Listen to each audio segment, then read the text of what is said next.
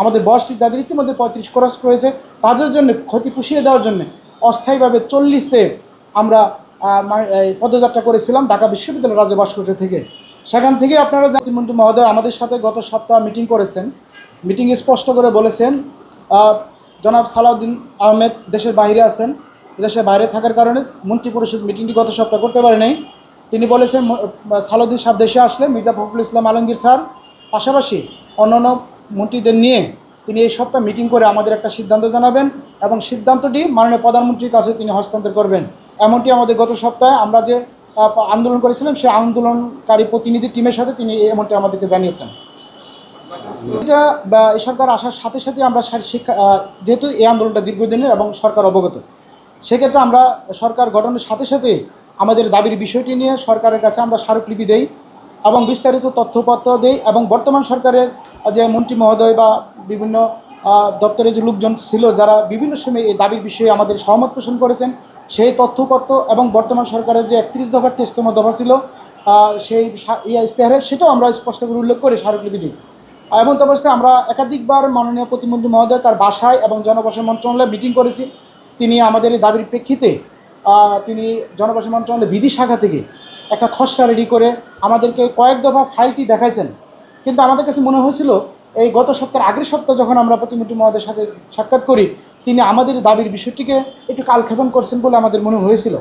এমন অবস্থায় ওনাদের যে ভাষ্য সেটা হলো সরকার অধিকতর গুরুত্বপূর্ণ কাজগুলোকে হয়তো প্রায়োরিটি দিয়ে করছেন বিদায় আমাদের ফাইলটিকে তারা একটু ডিলে করার চেষ্টা করছেন বলে আমাদের প্রতীয়মান হয়। এমন অবস্থায় আমরা সেখান থেকে এসে তাৎক্ষণিক শিক্ষার্থীদের সাথে কথা বলে আমরা মনে করলাম এটা মাননীয় প্রধানমন্ত্রীর দৃষ্টি আকর্ষণ করার প্রয়োজন।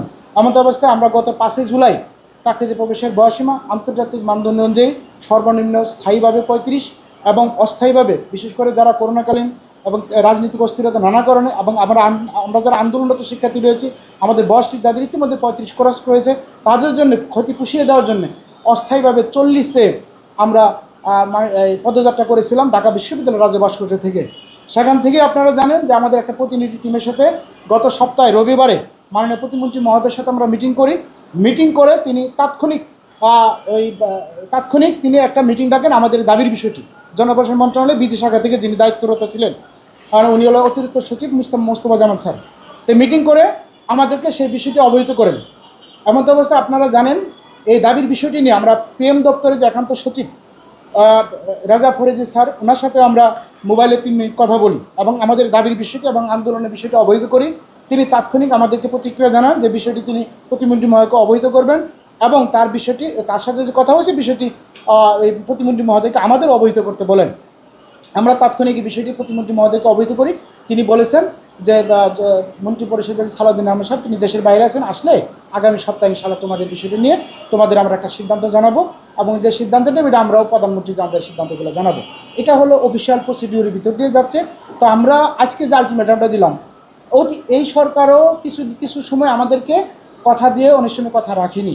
আমাদের কাছে মনে হচ্ছে একটা বিলম্বিত করার একটা পায়তারা তারা করতে যাচ্ছিল। সেই জন্য আমরা আজকে এই সংবাদ সম্মেলন থেকে আগামী 1 সপ্তাহের জন্য আমরা আলটিমেটাম দিলাম যে চাকরিতে প্রবেশের বয়সীমা যে খসড়া ফাইলটি এই সপ্তাহে আলোচনা করতে চেয়েছেন এবং সিদ্ধান্ত জানিয়েছেন সেটা যেন বর্তে না ঘটে।